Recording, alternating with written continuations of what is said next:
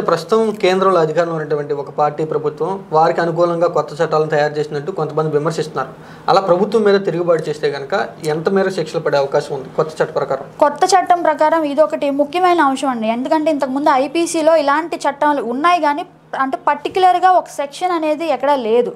But ఇక్కడ ఏంటంటే section 152 of BNS act endangering sovereignty, integrity and unity of India. అంటే దీన్ని ఎలా చెప్పాలంటే భారతదేశం యొక్క సమగ్రతను లేదంటే ఏదైతే భారతదేశానికి ఉన్న ఒక గొప్ప ఫీలింగ్ ఏదైతే ఉందో దాన్ని విమర్శించి ఎలాంటి అంటే మనం ఎక్కువగా చూసినట్లయితే దాన్ని విమర్శించి భారతదేశం యొక్క సమగ్రతను కాపాడే విధంగా లేకుండా వాటిని భంగపరిచే విధంగా అంటే అల్లరి సృష్టించడం లేదంటే హేట్ స్పీచ్ అంటే మన భారతదేశానికి అనుకూలంగా కాకుండా ఆపోజిట్గా హేట్ స్పీచ్ అనేది చెప్పడం లేదంటే ధర్నాలు లేదంటే ఇలా మనం ఎక్కువగా చూస్తూ ఉంటాం ప్రాపర్టీ అంటే గవర్నమెంట్ ప్రాపర్టీ డ్యామేజ్ చేసే విధంగా బిహేవ్ చేస్తారు. ఇలాంటి విషయాలను కఠినంగా శిక్ష పడేలాగా ఈ బిఎన్ఎస్లో రూపొందించడం జరిగింది.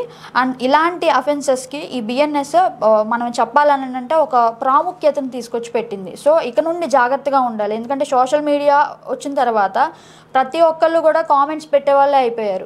అది భారతదేశమా లేదంటే మన పర్సనల్ లైఫా అనేది వదిలేస్తే కామెంట్స్ అనేవి చాలా నెగిటివ్గా పెడుతున్నారనమాట. సో ఇలాంటివి కనుక జరిగినట్లయితే ఇక నుంచి తీవ్రమైన శిక్షలు పడే అవకాశం ఉంది.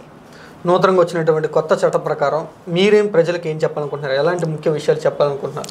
అంటే ముఖ్యంగా ఈ చట్టాలు అనేది ప్రతి ఒక్కరికి అవగాహన ఉండాలి. ఎందుకంటే మనం తిరిగే సమాజంలో మనం పొద్దున్నే తీసుకున్న పాల ప్యాకెట్ దగ్గర నుంచి నైట్ మనం నిద్రించే వరకు కూడా పాల ప్యాకెట్ అయి ఉండొచ్చు, లేదంటే ఆఫీస్లో గొడవ అయి ఉండొచ్చు, లేదంటే వైఫ్తో గొడవ అయి ఉండొచ్చు, లేదంటే ఇంకా రోడ్డు మీద వెళ్తున్నప్పుడు ట్రాఫిక్లో గొడవలు అయి ఉండొచ్చు. ఇలా ప్రతిదానికి ఒక లా అనేది ఉంటుంది. ఆ లాస్ మీద మనకి సరైన అవగాహన ఉండాలి. అట్లీస్ట్ మనల్ని మనం కాపాడుకునే విధంగా ఉండాలి. లేదు అంటే మనకి ఏమైనా శిక్ష పడినట్లయితే అంటే ఇప్పుడు ఎక్కడైనా ఏదైనా కేసులో ఇరుక్కుంటే ఆ కేసు నుండి బయటపడడానికి మనకి అట్లీస్ట్ కొన్ని చట్టాల మీద అవగాహన ఉండాలి.